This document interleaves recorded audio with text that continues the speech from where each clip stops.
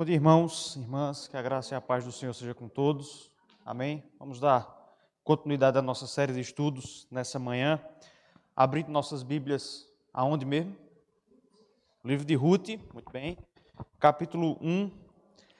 Como na semana passada nós só conseguimos chegar até o versículo 18 do capítulo 1, hoje nós vamos ler, nós não vamos prosseguir tanto. Então nós vamos ler hoje dos versos 19 até o capítulo 2, versículo 3. Livro de Ruth, capítulo 1, do verso 19 até o capítulo 2, versículo 3.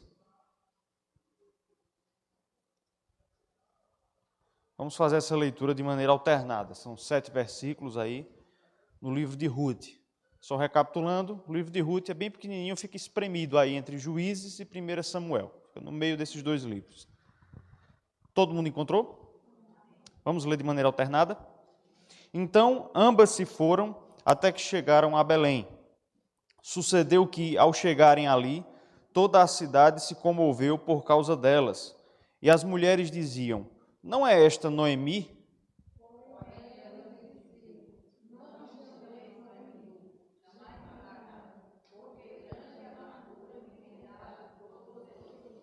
Ditosa eu parti, porém o Senhor me fez voltar pobre. Por que, pois, me chamareis Noemi, visto que o Senhor se manifestou contra mim e o Todo-Poderoso me tem afligido?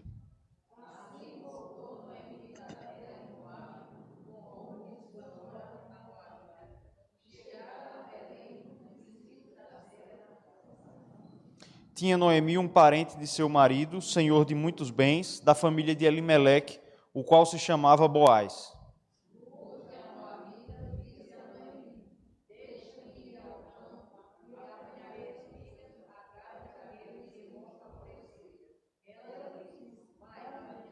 Vamos ler todos? Ela se foi, chegou ao campo e apanhava após os segadores. Por casualidade, entrou na parte que pertencia a Boaz, o qual era da família de Elimeleque. Amém. Nesse instante, vamos fazer uma oração. Eu vou convidar o nosso irmão Diácono André para fazer uma oração ao Senhor, pedindo pelo estudo dessa manhã.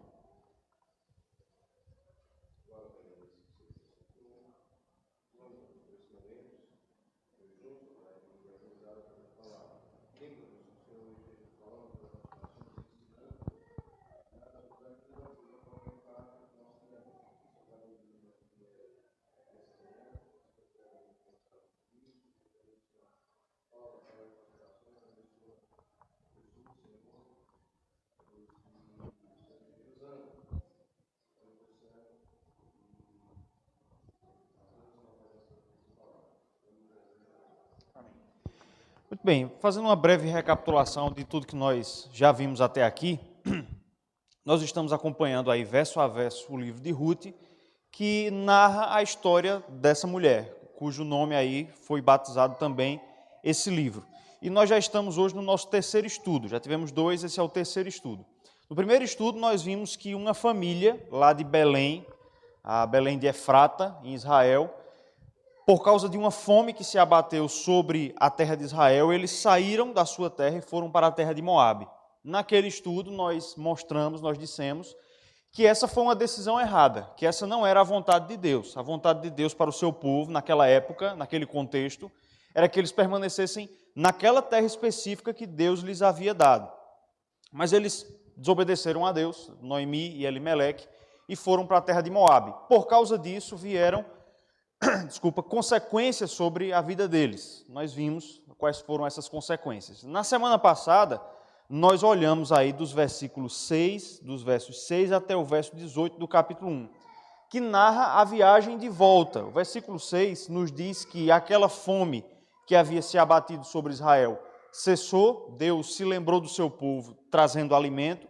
Eu lembro que eu falei que possivelmente esse versículo 6 aqui está alinhado ali com a revolta de Gideão. Pode ser que tenha sido ao mesmo tempo em que Gideão libertou o povo de Israel dos midianitas. O fato é que a fome acabou e Noemi faz a viagem de volta juntamente com suas duas noras, né? Ruth e Orfa.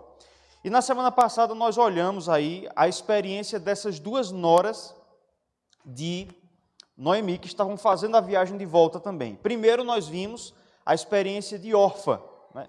E nós vimos que Orfa tomou uma decisão errada pelas razões erradas, né? Ela estava seguindo, estava caminhando com Noemi, mas quando ela percebeu que continuar aquele caminho traria dificuldades, quem estava aqui lembra que eu falei da lei do levirato, né? Noemi não tinha filhos, então Orfa não tinha perspectiva humana conhecida de casar de novo. Diante dessa perspectiva de dificuldade, o que foi que Orfa decidiu? Voltar para Moabe. E a própria Noemi vai dizer que ao voltar para Moabe, Orfa decidiu também voltar para os seus deuses, voltou para a sua idolatria. Então Orfa toma uma decisão errada pelas razões erradas, pela conveniência, pela comodidade material, ela acabou escolhendo não prosseguir no caminho em direção ao Deus verdadeiro.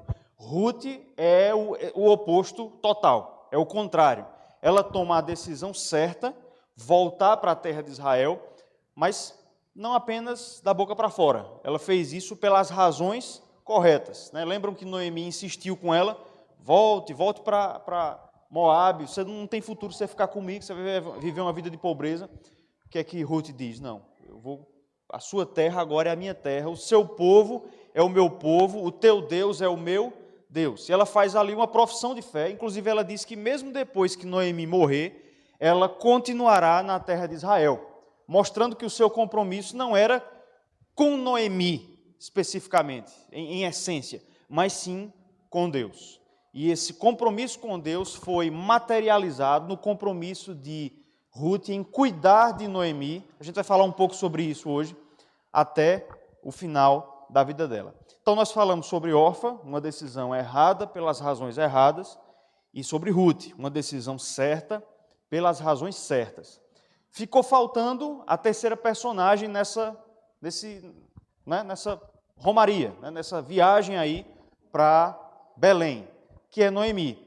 E Noemi vai ser um misto das duas coisas. Ela toma a decisão certa, ela está fazendo a coisa certa, voltando para a terra de Israel, mas eu quero mostrar no texto que nós lemos hoje, e pegando algumas ideias também do texto da semana passada, que Noemi está tomando a decisão certa, mas ainda pelas razões erradas. A gente vai ver isso no texto, tá certo? Como sempre, vocês podem ficar à vontade aí para contribuir, perguntar, trazer algum comentário, sempre que acharem necessário, certo? Então a gente vai tratar agora sobre Noemi. Noemi começou a fazer a viagem de volta no versículo 6 do capítulo 1. Bem, os comentaristas, pelo menos aqueles que eu acessei, aqueles que eu li, eles, na minha opinião, eles são muito condescendentes com Noemi nesse texto. Em geral, os comentaristas, se você for ler comentários sobre Ruth, eles vão tratar Noemi nesse texto como alguém arrependido, alguém que está voltando para casa. Inclusive, muitas vezes, a figura de Noemi vai ser comparada àquela pessoa que se desvia da igreja e volta para a igreja arrependido. Então, os comentaristas de Ruth, eles, nessa parte aí do capítulo 1, eles costumam ser muito condescendentes com Noemi. Eu confesso que, e eu vou tentar justificar por quê, eu tenho uma opinião um pouco mais negativa acerca de Noemi, pelo menos nesse capítulo 1. Na minha opinião, e eu vou tentar, para não ficar sendo a minha opinião, né? Mas eu vou tentar mostrar isso no texto. Na minha visão, Noemi, apesar de estar fazendo a coisa certa, corrigindo o erro lá dos primeiros 5 versículos, ela ainda está fazendo isso com valores invertidos. Apesar dela estar voltando para a terra de Israel, me parece que os valores dela, as razões que levaram a essa decisão, ainda são valores invertidos na lógica da ética cristã, da ética do Antigo Testamento, e a gente consegue ver isso no texto. Bom, deixa eu tentar mostrar isso, então, para vocês. A gente já falou, eu falei isso acho que no primeiro estudo, que Noemi, de fato, ela parece ter consciência de que havia feito algo errado. Vejam aí, vou pedir para alguém ler o versículo 13 do capítulo 1, depois alguém lê o versículo 21, que a gente já leu, mas alguém lê. Esses 2 versículos. Uma primeira pessoa, versículo 13 do capítulo 1, outra pessoa, versículo 21.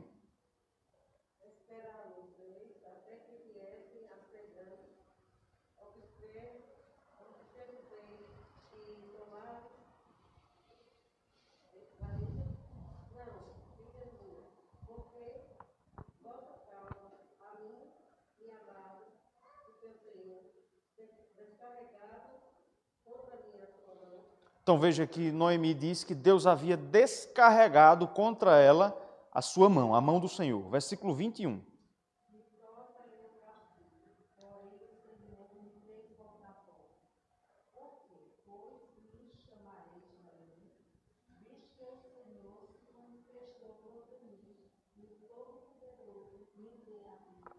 Então Noemi diz que o Todo-Poderoso, obviamente Deus, tem afligido a sua vida. Então no versículo 13 ela diz, Deus descarregou contra mim a sua mão.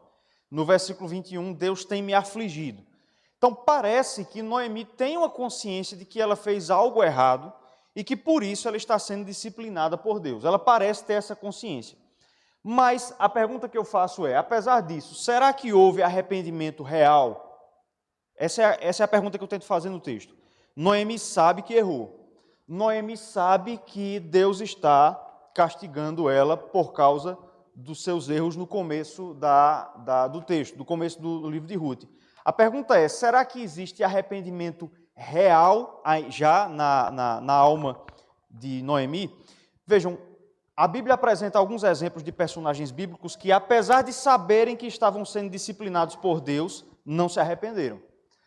Por exemplo, parece ser o exemplo do profeta Jonas, pelo menos no começo, não é assim? Deus Deus ordena que Jonas fosse até Nínive e pregasse, ele faz isso, há uma conversão em massa, e aí Jonas fica irado, se retira, começa a ser castigado pelo calor, Deus faz nascer uma planta que vem sobre Jonas para trazer ali uma sombra. O que é que Deus faz? Traz uma larva, um inseto que come a planta. E aí o texto lá em Jonas vai dizer que Deus fez isso para mostrar a Jonas a incongruência do seu pensamento. Ele tinha misericórdia de uma planta, mas não era capaz de ter misericórdia de 120 mil ninivitas que estavam perdidos lá na cidade de Nínive. Pergunta é, Jonas se arrependeu logo de cara? Não. Quando Deus pergunta, é justa a tua ira? Qual é a resposta de Jonas? Até a morte. Minha revolta é justa até a morte. Então vejam. Isso. Então vejam que nem sempre, quando os personagens bíblicos tomam ciência de que Deus os está disciplinando, eles se arrependem logo de cara. Então a pergunta que eu faço em relação a Noemi é essa. Ela sabe que está sendo disciplinada por Deus. A pergunta é, será que aqui no capítulo 1 já houve arrependimento real? Bom, nós temos alguns indícios do texto que nos permitem responder essa pergunta. Eu coloco aí o seguinte, o texto permite dizer que Noemi ainda tem os seus valores invertidos. Nós vimos no começo do livro que Elimeleque e Noemi decidiram se mudar de Belém, desobedecendo a Deus, para fugir da fome, para fugir da situação de necessidade. E nós vimos que isso foi uma inversão de valores. Ao invés de obedecerem à vontade de Deus, eles colocaram o comodismo ou a situação cômoda, a prosperidade material, acima da vontade de Deus. Parece que, apesar de agora ela estar fazendo o que era a vontade de Deus, parece que esse sistema de valores de Noemi ainda está invertido. E a gente tem alguns indícios no texto. Primeiro deles, por que Noemi quis voltar? Olha aí para o versículo 6. Versículo 6 do capítulo 1 de Ruth. Vejam o que diz aí. Então se dispôs ela, está falando aqui de Noemi, então se dispôs ela com as suas noras e voltou da terra de Moabe, porquanto nesta ouviu que o Senhor se lembrara do seu povo, dando-lhe pão. Pergunta, por que foi que Elimeleque e Noemi decidiram sair de Israel? Porque não havia pão. Eu lembro até que eu falei que Belém significa casa do pão, né? Exatamente. A pergunta é, no versículo 6 ela volta, mas o texto nos dá uma dica. O que foi que levou Noemi a voltar? O fato de que agora havia pão. Perceba que o texto parece que quer que a gente entenda que se Noemi ainda tivesse uma pessoa em Moabe, ela ficaria onde? Em Moabe. Ela só voltou porque Deus se lembrou do seu povo e fez cessar a fome. Se a gente tivesse só esse versículo, seria pouco para acusar assim de maneira tão veemente Noemi. Mas nós temos outros indícios no texto de que Noemi ainda tem um sistema de valores invertido. Olhem aí agora para o versículo 9. Vamos ler todos aí o versículo 9. Ruth, capítulo 1, versículo 9. Vamos lá? O Senhor vos dê que sejais felizes, cada uma em casa de seu marido. E beijou-as, elas, porém, choraram em alta voz. O momento desse versículo aqui é naquele período em que Noemi e suas noras, Orfa e Ruth, estão fazendo a viagem de volta para Israel. Há um momento em que parece que elas param a viagem e Noemi tenta convencê-las a voltar para Moabe. E aí, é nesse momento, então, que ela vai tentar convencer Orfa e Ruth a voltarem para a terra de Moabe. O que é que chama a atenção nesse versículo? O argumento que Noemi coloca na mesa para tentar convencer as duas a não prosseguirem na viagem, mas a voltarem para a sua terra. O que é que elas dizem aí? O Senhor vos dê que sejais o quê? Felizes. Voltem para Moabe, porque se vocês voltarem para Moabe, vocês vão ser o quê? Felizes. E ela até... Isso, perfeitamente. E ela até coloca o nome de Deus no meio. Deus faça vocês felizes. Parece um verso inocente, parece uma fala inocente de Noemi, mas na verdade não é. Noemi está aconselhando suas próprias noras a fazer algo que Deus não desejava para que elas fossem felizes. E ela até mesmo diz que se elas fizessem isso, o próprio Deus é quem as abençoaria. Já viram aquele vídeo? Acho que é porque faz uns 2 ou 3 anos, mas correu aí pelo WhatsApp. Já viram o vídeo lá do bando de assaltantes que antes de assaltar um banco fazem uma oração? É em menor gravidade, obviamente, mas é mais ou menos a ideia. Noemi está dizendo, voltem para os seus deuses, vivam uma vida de incredulidade, de idolatria, para que vocês sejam felizes. Veja que parece que o pensamento de Ruth ele é muito alinhado com o pensamento de Noemi. 3 mulheres no texto é difícil. Ora eu chamo uma pelo nome de outra, é complicado.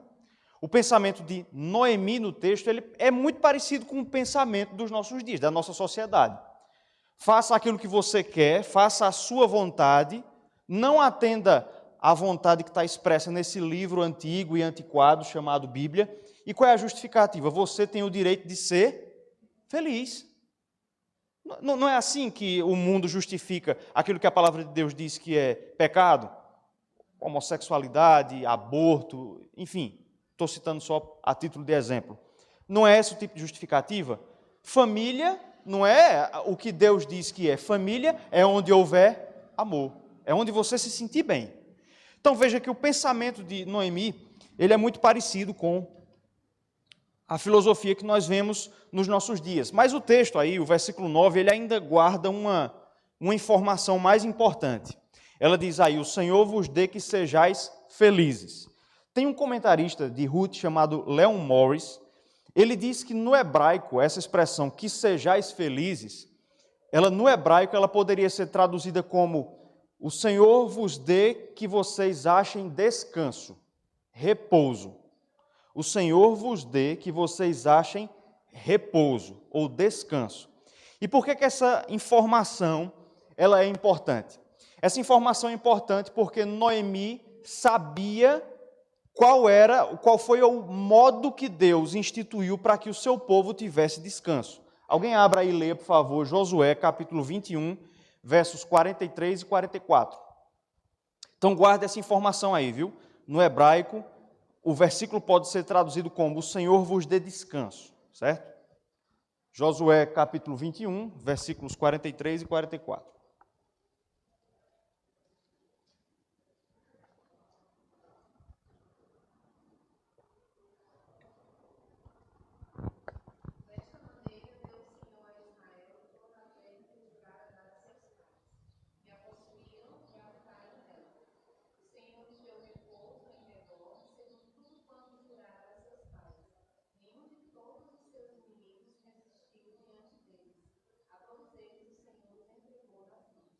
Então vejam, o livro de Josué, já no final aí, já dando as últimas notas, depois de o povo de Israel ter conquistado a terra de Canaã, o que é que o autor do livro de Josué diz?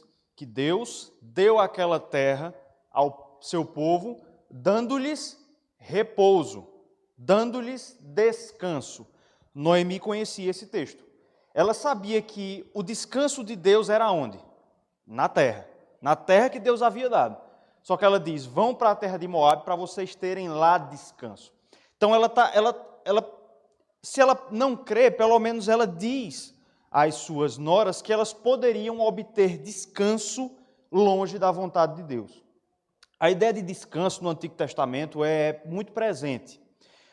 Tanto é que a lei de Israel ela trazia uma série de mandamentos que envolviam o descanso. O primeiro deles, o quarto mandamento. 6 dias trabalharás, mas o 7º dia será dia de descanso. Descanso. Havia outros mandamentos também. Por exemplo, havia o 7º ano, a cada 7 anos, no 7º ano, a lei de Israel dizia que os judeus eles não poderiam lavrar a terra, para que a terra descansasse. Essa era a justificativa, para que a terra tivesse o seu descanso. Havia o ano do jubileu também. A cada 50 anos as dívidas eram perdoadas. Esse era considerado também um ano de descanso. Havia os feriados que eram dias de descanso também. Então vejam que a ideia de descanso, a ideia de repouso, ela está muito presente na lei de Israel. E todos esses mandamentos que envolviam o descanso, o repouso, eles existiam para ensinar o povo de Deus que o seu verdadeiro repouso estava em Deus. O repouso deles, o seu descanso estava em Deus. Por isso que no Novo Testamento nós vamos encontrar Jesus dizendo o seguinte: vinde a mim todos vós que estáis cansados e sobrecarregados, e eu vos aliviarei. Tomai o meu jugo e aprendei de mim, que sou manso e humilde de coração, e achareis o quê? Descanso, sábado, literalmente sábado, achareis descanso para a vossa alma. Então vejam que Deus havia ensinado o povo a descansar, para que o povo entendesse que o seu descanso espiritual estava no seu Deus. É por isso que o autor aos Hebreus, no capítulo 4, ele vai dizer que para nós ainda resta um descanso. Quando? Quando Cristo retornar, nós entraremos no descanso eterno, na comunhão final com Deus. Então, estou falando tudo isso para mostrar que no Antigo Testamento e em toda a Escritura, a ideia de descanso está ligada à ideia de estar em comunhão com Deus, de estar em um relacionamento pactual com Deus. Noemi sabia disso. Noemi sabia que só era possível ter verdadeiro descanso, verdadeira paz, estando na vontade de Deus, que naquele contexto significava estar na terra que Deus havia dado ao povo de Israel. Vejam que, assim como a ideia de ser feliz, como eu falei, também essa ideia de descanso ela é muito presente na nossa sociedade. Quando as pessoas ficam atormentadas, quando elas ficam cansadas, a nossa tendência de todos nós é buscarmos descanso não em Deus, mas em outras coisas. Não é isso? Nós queremos solucionar as nossas ansiedades, não fazendo a vontade de Deus, mas buscando outras coisas. Então, todo esse ensino da Escritura nos mostra e mostrava ao povo de Israel que o seu verdadeiro descanso estava em Deus. Mesmo assim, Noemi diz, olha, vão lá para a terra de Moabe e vocês vão achar descanso. Então, parece que o sistema de valores de Noemi ainda está invertido. Apesar dela saber que ela fez algo errado aos olhos de Deus, parece que ela ainda acredita que você deve fazer aquilo que traga satisfação pessoal, independentemente da vontade de Deus. A prova definitiva, na minha opinião, disso, nós encontramos agora nos versos 19 a 21. Vejam aí esses 3 versículos. Capítulo 1, agora já no texto que nós lemos no começo, versos 19 a 21. Então, ambas, agora está falando aqui de Noemi e Ruth, né? Lembre-se que Orfa ficou pelo caminho. Então, ambas se foram, até que chegaram a Belém. Sucedeu que, ao chegarem ali, toda a cidade se comoveu por causa delas. E as mulheres diziam, não é esta Noemi?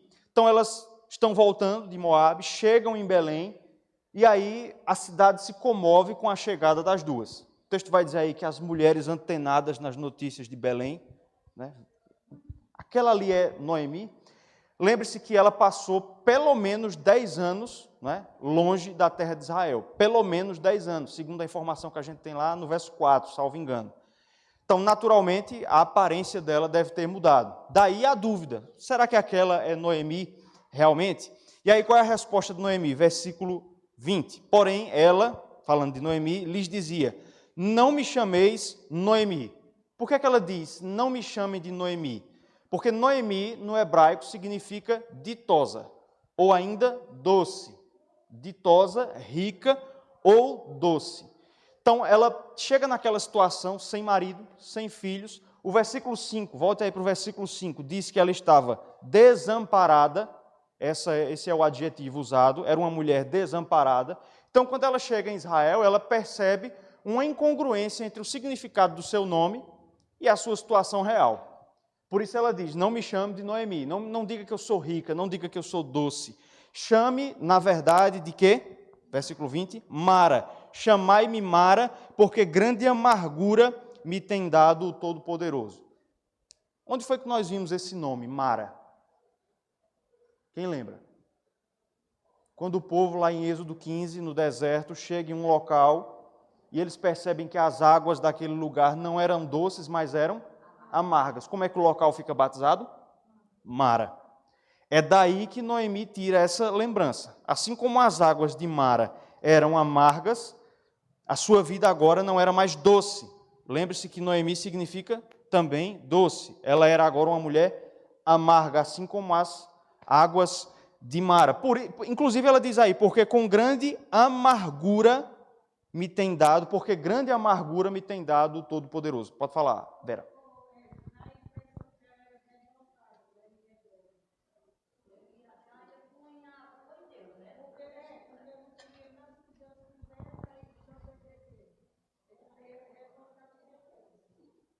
Verdade. E aí no versículo 21 ela diz, ditosa, ou seja, como Noemi, ditosa, eu parti ditosa, parti com esse nome mesmo, Noemi. Lembre-se que a gente falou no primeiro estudo lá, que a situação de Elimeleque e Noemi não era de indigência total. E a prova é esse versículo. Ela diz que quando ela partiu, ela tinha ainda uma certa condição. Então ela diz aí, ditosa eu parti, porém o Senhor me fez voltar pobre. Por que, pois, me chamaríeis? Por que, pois, me chamareis Noemi? Repetindo, rica, ditosa, doce, visto que o Senhor se manifestou contra mim e o Todo-Poderoso me tem afligido. Então, ela diz que ela não quer mais ser chamada de Noemi, ela quer ser chamada de Mara, porque Deus havia amargado a sua vida. Ela havia partido rica, porém agora ela voltou pobre. Nota de rodapé. Vejam como Noemi ainda mede a sua situação a partir do seu bolso. A partir do seu bolso. Está entendendo? Ela está triste porque ela ficou privada de seus bens materiais. É óbvio que, vejam, Noemi perdeu esposo e 2 filhos. Não era de se esperar que ela entrasse em Belém, está entendendo? Como que entra na Sapucaí, né? Não era de se esperar que ela entrasse assim. Mas parece que a tristeza de Noemi é mais do que uma tristeza simplesmente normal, circunstancial, por causa dessas perdas. A impressão que a gente fica é que a tristeza de Noemi é uma tristeza fruto, na verdade, de uma revolta contra o Senhor Deus. Uma outra nota de rodapé, só para a gente ir percebendo esses paralelos que são interessantes da gente ver na Escritura. O texto está nos mostrando aqui uma pessoa que está marchando rumo à terra prometida e no caminho ela vai murmurando. Quem é que isso nos lembra? O povo de Israel. Vejam como a Bíblia foi escrita dessa forma, irmãos, para que a gente perceba essas coisas, para que a gente vá notando essas coisas. O autor pinta esse quadro de Noemi para que os leitores, quando lessem, se lembrassem do povo de Israel. Assim como o povo de Israel reclamava do Senhor, mesmo ele lhes dando pão, água, mas o povo de Israel era grato? Não, eles eram reclamões. O que era que eles diziam a Moisés? Era melhor a gente ter ficado no Egito, porque lá tinha comida, a comida era melhor. Eles murmuravam. Murmuravam por quê? Por causa de suas necessidades materiais. Veja que Noemi até esse momento do livro, é uma figura muito parecida. É uma figura muito parecida.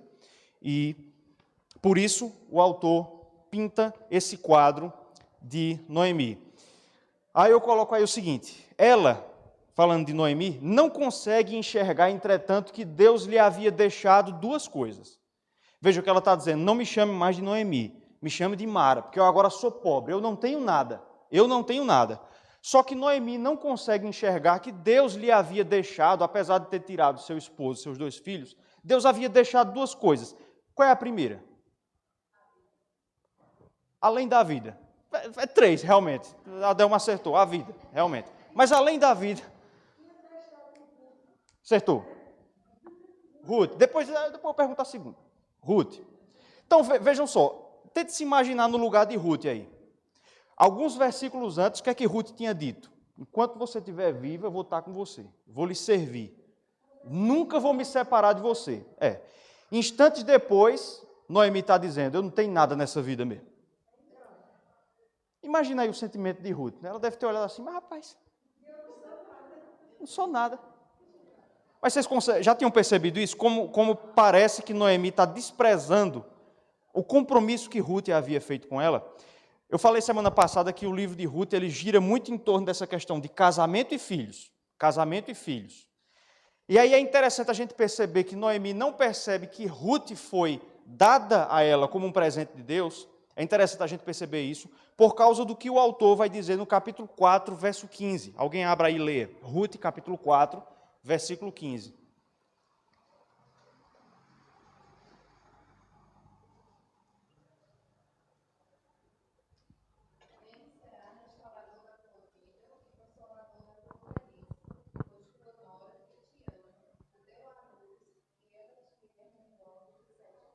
Veja aqui, no final do texto, no final do livro, na verdade, o autor vai dar a nota dizendo que isso eram as mulheres que diziam. As mulheres passaram a louvar Noemi. Uma das coisas que elas dizem é que Ruth, em relação a Noemi, era melhor do que 7 filhos. Então vejam, Deus havia tirado 2 filhos e um marido de Noemi, mas lhe havia dado uma nora que valia mais do que 7 filhos.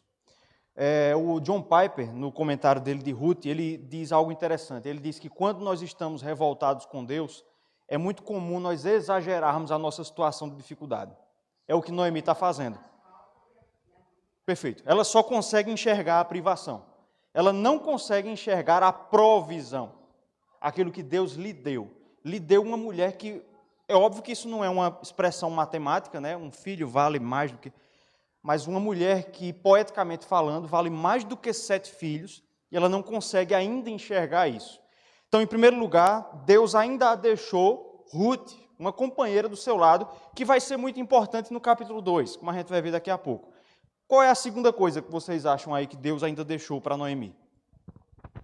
Além da vida, né? A resposta está no versículo 22, vejam aí. Assim... voltou Noemi da terra de Moabe, com Ruth e sua nora, a Moabita, e chegaram aonde? A Belém, no princípio da cega da cevada. A segunda coisa que Deus deixou para Noemi, está aí, foi a cidade de Belém. Lembre-se, Belém significava casa do pão. Deus estava levando Noemi para a sua terra, para o meio do seu povo, e para um lugar que era conhecido como a Casa do Pão. Inclusive, o autor nos dá uma nota aí, e aí é muito interessante como os tradutores quiseram terminar o capítulo 1 aqui, nota de rodapé aí, se você não sabia, vai saber agora. A Bíblia não foi escrita em capítulos e versículos. Não. A Bíblia foi escrita em um texto corrido. A divisão em capítulos e versículos foi feita bem depois por judeus, para facilitar o exame das Escrituras, certo? Então, eu estou destacando isso para mostrar que os tradutores, eles foram muito espertos em terminar o capítulo 1 aqui.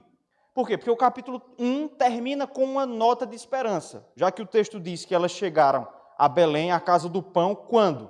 No princípio da cega, o que é cega? É colheita da cevada. Então vejam como Deus preparou para que a chegada delas acontecesse exatamente no momento em que haveria alimento para elas. Então vejam que por trás de toda essa perspectiva pessimista de Noemi, existe a mão de Deus conduzindo para que nada falte a ela. Então vocês vejam que apesar de Noemi ser uma mulher até aqui murmuradora, e até mesmo a gente poderia dizer ingrata em relação a Deus, Deus continua sendo gracioso para com ela. Vejam mais um paralelo. O povo de Israel murmurou no deserto. Deus permitiu que eles entrassem na terra? Não.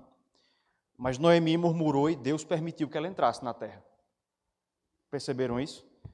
Havia uma graça de Deus sobre Noemi. Era da vontade de Deus agraciar, abençoar Noemi, a despeito da sua murmuração. Então, tudo isso nos mostra que até aqui, apesar de Noemi estar tomando a decisão certa, ela ainda está fazendo com valores errados, com valores invertidos.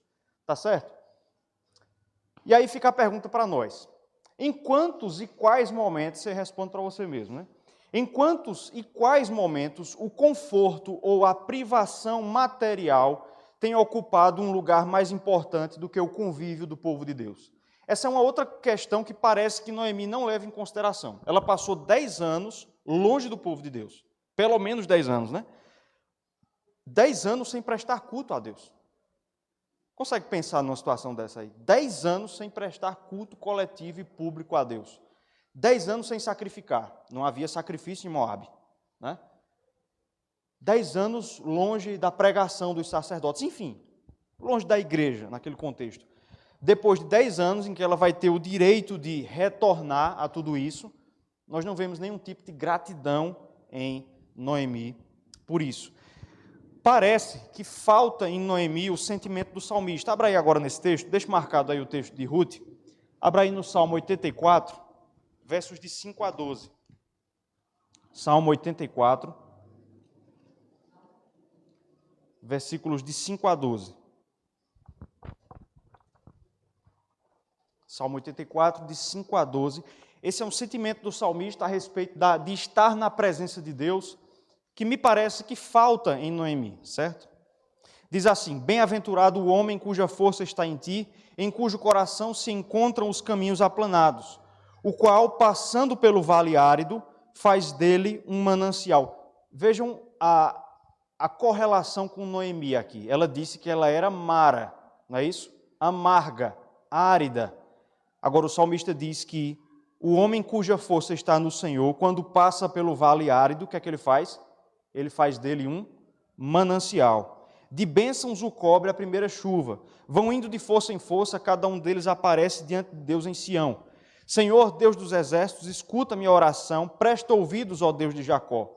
Olha, ó Deus, escudo nosso, e contempla o rosto do teu ungido. Veja agora o que ele vai dizer. Pois um dia nos teus átrios vale mais que 1000. Prefiro estar à porta da casa do meu Deus a permanecer nas tendas da perversidade. Porque o Senhor Deus é sol e escudo, o Senhor dá graça e glória, nenhum bem sonega aos que andam retamente. Ó Senhor dos exércitos, feliz o homem que em ti confia. Veja o que ele diz. Um dia nos teus átrios, na presença de Deus, naquele contexto, no templo, vale mais do que 1000. É uma preciosidade poder estar na presença de Deus. Parece que não há esse sentimento em Noemi. E o autor chega a dizer, o autor do Salmo 84, que ele prefere estar à porta da casa de Deus. Veja que ele não diz que ele prefere entrar na casa de Deus. Ele diz que o só estar na porta da casa de Deus é melhor do que permanecer nas tendas da perversidade. Parece que Noemi não tem essa visão. Parece que ela não entende que, ainda que ela vivesse uma vida de pobreza, era melhor estar na porta da casa de Deus do que permanecer vivendo nas tendas da perversidade, em Moabe. Então, vocês concordam comigo que ela ainda tem os valores invertidos? Vocês concordam comigo? E aí a reflexão para nós é essa. Será que nós temos muitas vezes agido assim? Temos medido a nossa vida não de acordo com os valores de Deus. Que valores são esses? Estar junto do povo de Deus, prestar culto a Deus, fazer a vontade de Deus. Em quantos momentos nós não temos medido a nossa prosperidade ou a nossa escassez com base em critérios mundanos, ao invés de com base nos critérios divinos? Certo? Fica a reflexão. Aí agora a gente entra no capítulo 2. E aí nós vamos ver que, apesar de toda essa incredulidade de Noemi, Deus estava trabalhando em oculto, sem que Noemi soubesse, para abençoá-la de uma maneira que ela sequer esperava. E aí nós temos algumas informações aí, certo? Versículo 1. O texto vai dizer que havia em Israel uma pessoa que Noemi ou não conhecia ou não se lembrava dele. Veja aí o versículo 1. Tinha Noemi um parente de seu marido, senhor de muitos bens, da família de Elimeleque, o qual se chamava Boaz. Havia em Israel um homem chamado Boaz, que era parente de Elimeleque, portanto, parente de Noemi, e esse homem era senhor de muitos bens, era rico. A gente vai falar muito sobre Boaz, semana que vem. Agora só algumas informações. Noemi não sabia da existência desse homem, porque no capítulo 1 ela disse que ela não tinha mais ninguém. Duas opções, ou ela não conhecia Boaz, ou quando ela saiu da terra de Israel, Boaz era uma criança, ou a sua mãe estava grávida. Aliás, a mãe de Boaz é um segredo que a gente deixa lá mais para frente, talvez para a semana que vem, certo?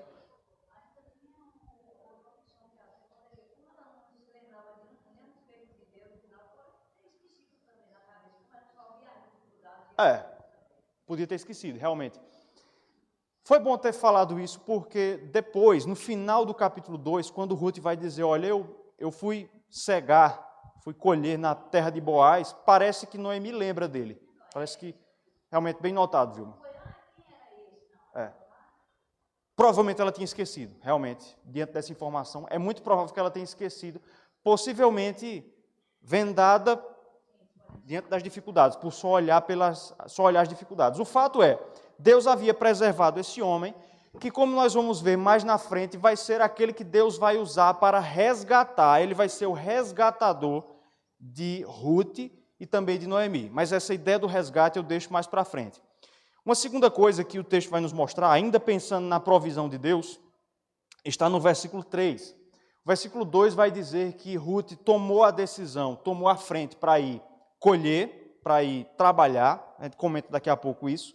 E aí o versículo 3 vai dizer o seguinte, ela se foi, chegou ao campo e apanhava após os segadores. Veja a expressão que o texto traz.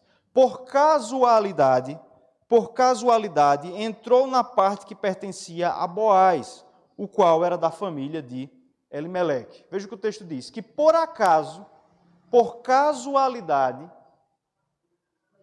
foi exatamente no campo de Boaz que Ruth foi colher. Agora, vocês acham que o texto aqui, quando ele diz por casualidade, vocês acham que isso se refere a Deus ou a Ruth? A Ruth. E o hebraico indica isso. No hebraico, a ideia é que Ruth não planejou colher naquele campo. Ela nem conhecia Boaz, não sabia nem quem era. Então veja que, por casualidade, aqui não é em relação a Deus. Para Deus não há acasos. Todas as coisas acontecem pelo seu decreto e pela sua providência. Por acaso se refere a Ruth. Ela não planejou. Se ela não planejou, quem planejou?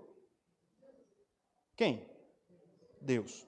Foi o Senhor Deus que levou Ruth a colher exatamente naquele campo. Aqui nós encontramos uma evidência da doutrina que nós chamamos a doutrina da providência.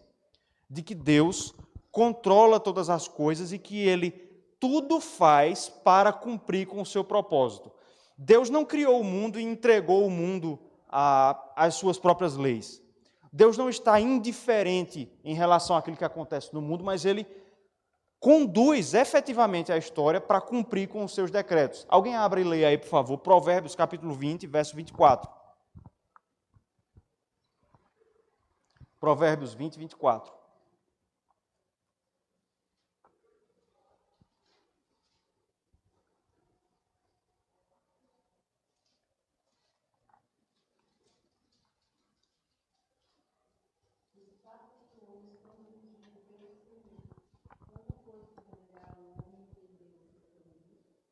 Os passos do homem são dirigidos por Deus. É por isso que nós não podemos entender o nosso caminho. Noemi não conseguia entender o que Deus estava fazendo, porque não era da vontade de Deus revelar a ela até esse momento.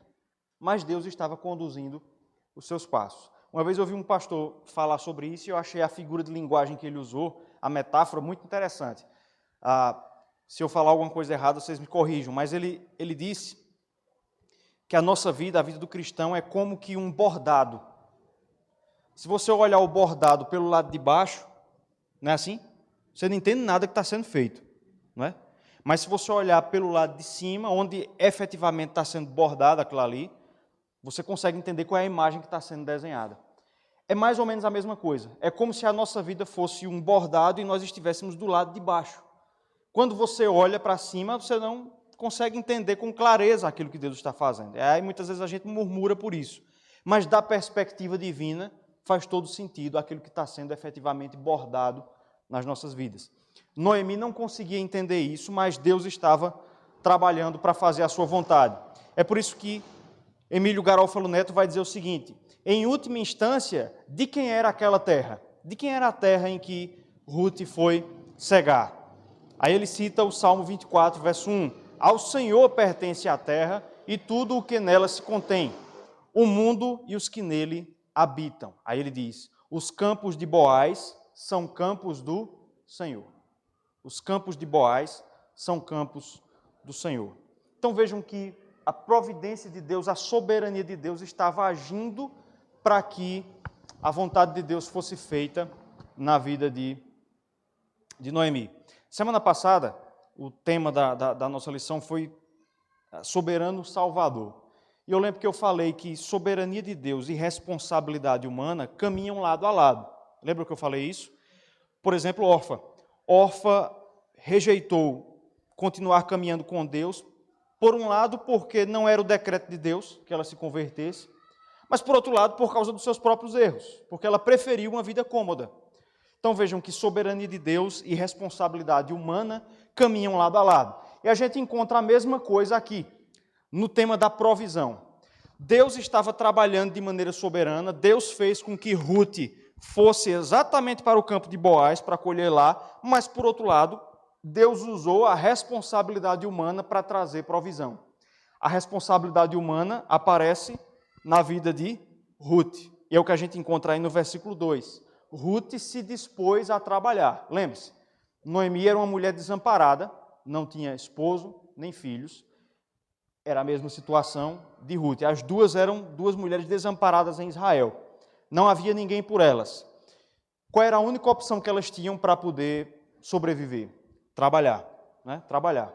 E é exatamente isso que Ruth vai fazer. E aí eu vou caminhar agora para o final do estudo, temos aí mais ou menos uns 20 minutos, abordando exatamente o comportamento de Ruth.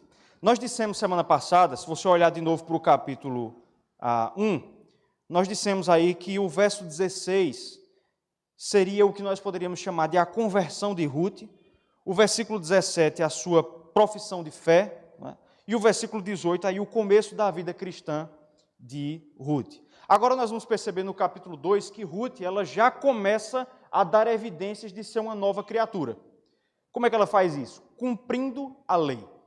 Nós entendemos que nós não somos salvos pelo cumprimento da lei. Nós não somos salvos cumprindo a lei, pelas nossas boas obras. Mas uma vez que nós somos efetivamente salvos, a nossa vida passa a ser pautada pelo cumprimento dessa lei. Não de maneira perfeita, nós continuamos pecando, mas passa a haver uma nova vida. E já nesses 3 primeiros versículos nós vamos perceber que Ruth, ela começa a viver uma vida de cumprimento da lei. Bom, pelo menos 2 artigos da lei podem ser chamados aqui. Vou pedir para alguém abrir e ler aí, Levítico capítulo 23, verso 22. Levítico 23, 22.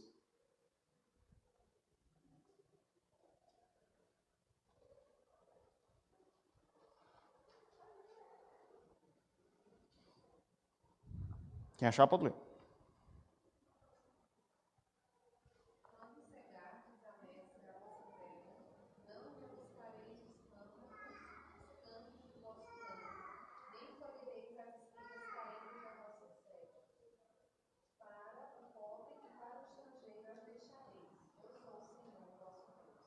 Então, a lei trazia esse artigo, que é repetido em Deuteronômio 24, 19, acerca do amparo dos pobres. Quando, na época da colheita, quando os fazendeiros, os produtores de Israel, quando eles fossem colher os feixes, havia algumas limitações. Ele não podia colher tudo. Primeiro, os cantos do terreno não poderiam ser colhidos. E o sistema de colheita acontecia da seguinte maneira: os homens iam na frente arrancando os feixes, e as mulheres que trabalhavam na propriedade iam logo atrás recolhendo as espigas.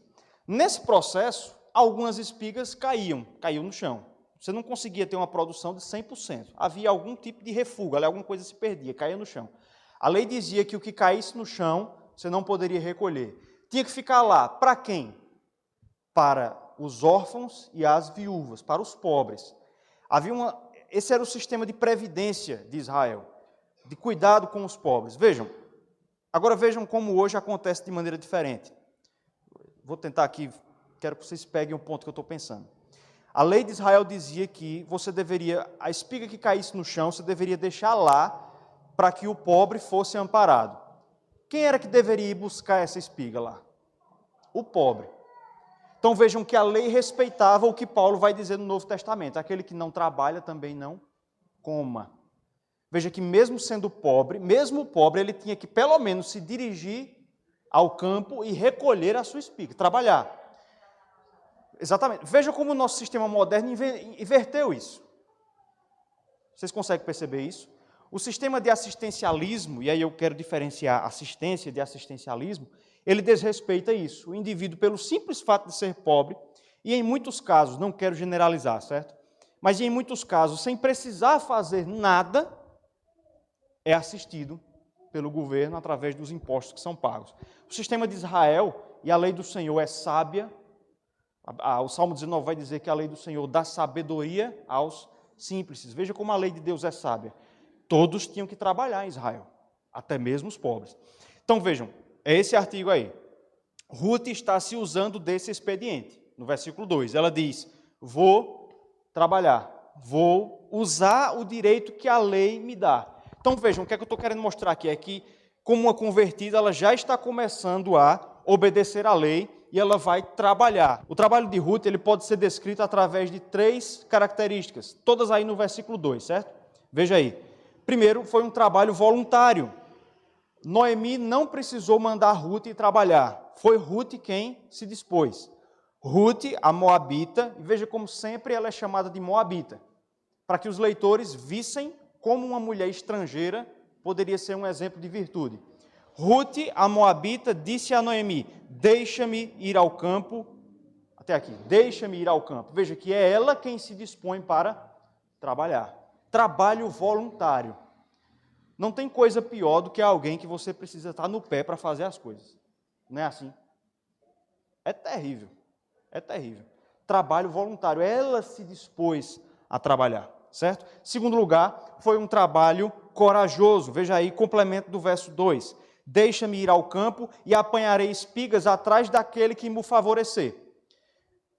A lei dizia que o pobre tinha que ser favorecido, só que Ruth era moabita. As mulheres moabitas não eram benquistas em Israel. Então vejam que Ruth, ela previa a possibilidade de que, por causa da sua nacionalidade, não se deixasse que ela colhesse. Então ela disse, aquele que me favorecer, aquele que tiver pena de mim, eu vou colher lá.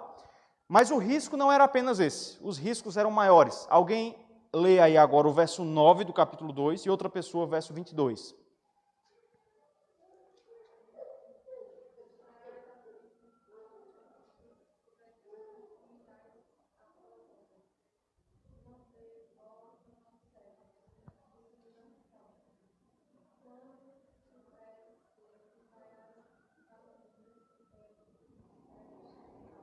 Versículo 22 agora.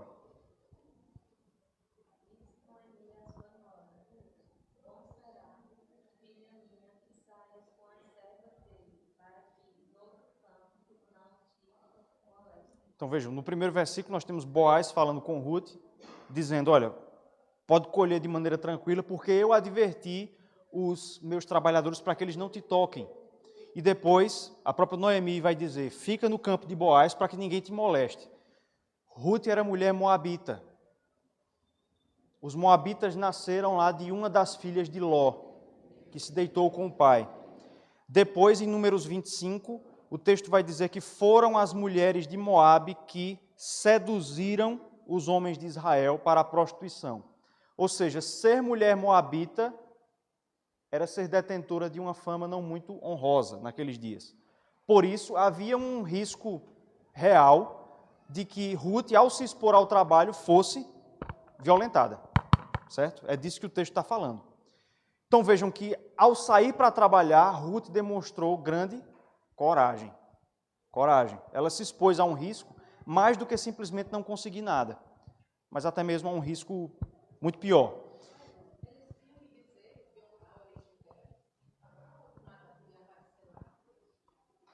Eu acredito que podia aparecer. Eu penso que não era necessário dizer a sua origem. Até porque a lei dizia também que o estrangeiro deveria ser amparado por Israel, pelos israelitas, né? Pelo menos não há nenhum local da lei em que diga que a pessoa tinha que se identificar. Sabiam que ela era moabita. Sabiam. A gente é levado a entender que eles sabiam pelo fato de que Ruth chegou junto com Noemi em Israel. Ela devia ser mais ou menos da mesma idade do seu esposo, então não tinha condições de ser filha de Noemi, certo? Então a gente depreende daí que era um fator conhecido que ela fosse uma mulher vinda de Moabe, já que quando Noemi foi, Ruth não estava. Quando Noemi volta, ela chega com uma menina que não tem idade suficiente para ser sua filha, porque devia ser da idade do próprio filho, não teria condições de ser uma filha nascida lá ou uma neta. A gente leva, não, exatamente, não devia ter similitude de aparência. Exato. Tudo isso leva a entender, a gente acaba concluindo que isso deveria ser conhecido quando ela chegou em Moabe, né? Então, foi um trabalho corajoso e, em último lugar, um trabalho diligente. Veja aí, versículo 7 do capítulo 2. Disse-me ela, isso aqui é o trabalhador de Boaz falando para Boaz, certo? Disse-me ela, ou seja, Ruth falou para o trabalhador do campo, deixa-me rebuscar espigas e ajuntá-las entre as gavelas após os segadores. Veja que ela está cumprindo a lei, de pegar aquilo que caía no chão. Assim, ela veio, desde pela manhã até agora está aqui. Isso devia ser no fim da tarde. Menos um pouco que esteve na choça. Então veja o que o trabalhador disse. Ela chegou aqui logo cedo, pediu para trabalhar e está trabalhando até agora. Com exceção de um pouco tempo em que ela ficou na choça. O que é choça? Existe alguma discussão, mas provavelmente era uma pequena casa construída no campo para que houvesse sombra para um descanso dos trabalhadores. Certo? Devia ser algo assim. Então, ela trabalhou ali. O capítulo 2 é um dia só, o capítulo 2 de Ruth é um dia inteiro. Ela passou a maior parte daquele dia, com exceção de um pequeno descanso, trabalhando. Esse trabalho diligente de Ruth é descrito ainda no verso 17, veja aí. Esteve ela apanhando naquele campo até a tarde, debulhou o que apanhara e foi quase um efa de cevada. Dispensando aqui o que seria um efa, não é muito interessante, mas foi muito. Tanto é que a gente vai ver que deu para ela e para Noemi. Então, o trabalho dela foi um trabalho voluntário, corajoso e diligente. É a ética do trabalho cristão. Uma das principais marcas, meus irmãos, da nossa fé é a diligência, da fé protestante, é a diligência pelo trabalho. A fé de Israel era uma fé de pessoas trabalhadoras. A lei dizia que você tinha que trabalhar 6 dias. Os povos antigos, em geral, trabalhavam 2 ou 3 dias por semana. O ócio era algo louvado entre os povos pagãos. Os gregos exaltavam a vida de ócio. Então vejam que a ética cristã é a ética do trabalho. E nós já encontramos isso em Ruth. Por isso que a mulher virtuosa lá de Provérbios 31, o texto vai dizer que ela se levanta cedo e faz toda a sua obra. Vejam como Ruth já aparece aqui como um modelo muito semelhante ou idêntico à mulher virtuosa de Provérbios. Talvez até o texto lá de Provérbios tenha bebido muito da experiência de Ruth para ter sido escrito, certo? Então ela está obedecendo a Levítico 23, 22. Ela está colhendo após os segadores. Mas ela está também obedecendo a esses textos aí. Vou pedir para alguém abrir aí, em Levítico capítulo 20, verso 9. Estamos terminando já. Levítico 20, verso 9.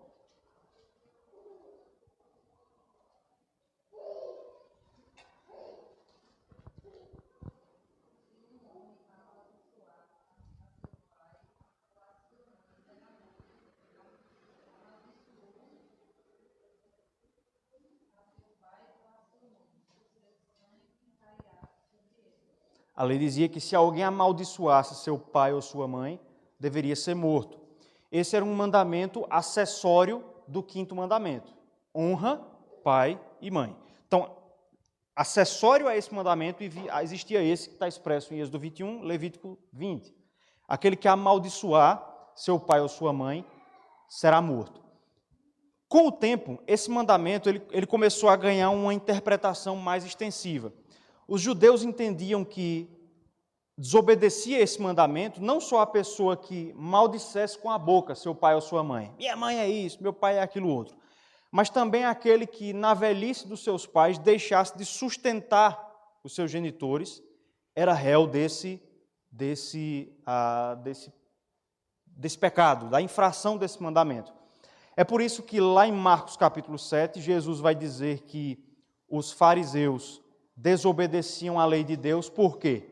Porque eles se recusavam a sustentar seus pais na velhice para deixar o dinheiro no templo. E dessa maneira eles estavam desobedecendo esses versículos. Porque apesar de não maldizerem seu pai com a boca, deixavam que seus pais vivessem na penúria. Por que é que eu estou trazendo isso? Porque Noemi devia ser uma mulher já idosa, provavelmente, não tinha mais marido, nem filhos. Sua outra nora havia abandonado. Quem é que deveria sustentá-la? Ruth. Pesava agora sobre ela, já que ela assumiu o compromisso de ficar com sua sogra, pesava sobre ela agora o compromisso de sustentá-la, de não deixar que Noemi vivesse na penúria. E é exatamente isso agora que Ruth está fazendo. Veja aí, ainda no capítulo 2, verso 14. À hora de comer, Boaz lhe disse, falando para Ruth, achega-te para aqui e come do pão e molha no vinho o teu bocado. Ela se assentou ao lado dos segadores e ele lhe deu grãos tostados de cereais. Ela comeu e se fartou e ainda lhe sobrou. Veja agora o versículo 18. Tomou-o e veio à cidade e viu sua sogra o que havia apanhado. Também o que lhe sobejara, o que sobrara, depois de fartar-se, tirou e deu à sua sogra. Veja que ela colheu naquele dia, mas é só para mim. Noemi não quis vir, né? Ela não deu uma de Kiko, né? Olha o que eu tenho e não te dou. Né? Ela não deu uma de Kiko. Ela colheu para si e também para aquela que estava sob sua responsabilidade legal. Então vejam como uma verdadeira convertida, Ruth é alguém que vive uma vida da prática da justiça. A moabita que cumpre a lei de Israel. Vejam que algo maravilhoso o texto nos mostra aqui. Pode falar, Vera.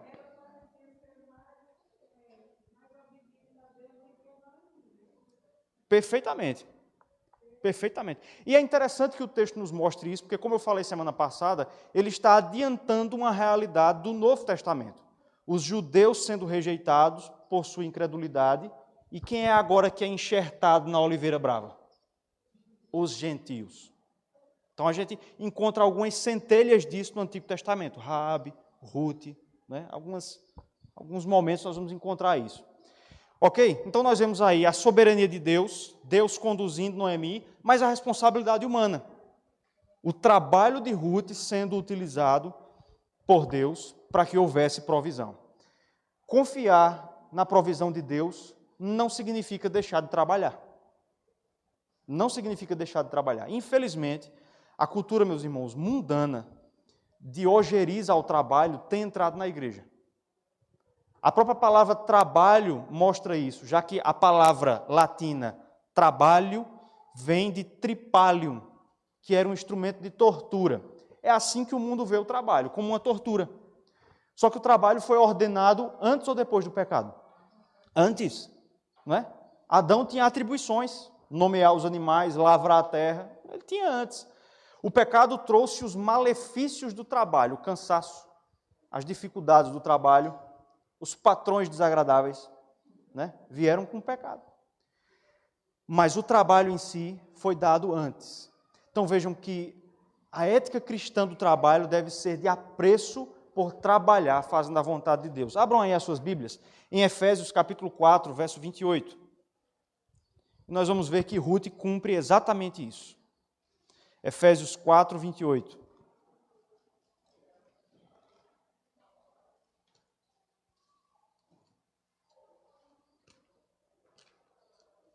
Paulo está descrevendo aqui a nova vida que nós devemos viver. Vejam como se parece com Ruth. Aquele que furtava, não furte mais. Antes, trabalhe, fazendo com as próprias mãos, veja, Ruth colhendo com as próprias mãos, o que é bom, para quê? Para ter só para si e é isso aí. Não, né? Para que tenha com que acudir ao necessitado. Veja, Ruth cumprindo com isso, fazendo com as próprias mãos o que é bom, para que tenha com que acudir o necessitado. Para que tenha com que acudir Noemi, que naquele momento era necessitada. Quais são as lições que nós aprendemos hoje? E aí eu estou terminando no horário, graças a Deus. Primeira aplicação. Nós temos tido uma cosmovisão, uma visão do mundo, orientada pelo propósito bendito de Deus na terra ou por nossas vistas. Em outras palavras, o que é que tem guiado a nossa alegria ou a nossa tristeza? O propósito de Deus ou as nossas vistas? Nós temos nos alegrado com o propósito de Deus feito em nós ou com as circunstâncias que se abatem sobre nós. Era o caso de Noemi. Segundo, nós devemos ter em mente que em todas as coisas o Senhor trabalha pelo bem do seu povo. É isso que o apóstolo Paulo diz em Romanos 8, 28. Porque eu estou certo de que todas as coisas cooperam para o bem daqueles que amam a Deus, daqueles que são chamados segundo o seu propósito. Isso era verdade na vida de Noemi, é também na nossa. Terceiro, Deus galardoa, Deus presenteia a obediência à sua vontade com graciosa provisão. Vejam aqui, só para eu terminar, última coisa. O livro começa com Elimeleque e Noemi desobedecendo a Deus para conseguir provisão, para conseguir alimento. Deu tudo errado. Agora, Ruth obedece a Deus e como é que Deus presenteia isso? Dando provisão. O que é que isso nos mostra? É que Deus galardoa, Deus honra quando nós o obedecemos. Ele provê. O salmista disse que nunca viu o justo fazer o quê? Mendigar o pão. Haverá mantimento, haverá sustento. Haverá sustento. Aconteça o que acontecer, venha a crise que vier, o dólar chegue ao valor que chegar, haverá provisão para nós. E em último caso, nós temos uns aos outros. Nós temos uns aos outros. Então nós precisamos fazer o quê? Confiar no Senhor. Fazer a sua vontade na certeza de que Ele responderá com fidelidade. Amém? Alguém quer falar mais alguma coisa? Semana que vem, a partir do verso 4, vamos tentar terminar o capítulo 2, para não se demorar muito no livro, semana que vem. Amém, irmãs? Até semana que vem, se Deus permitir.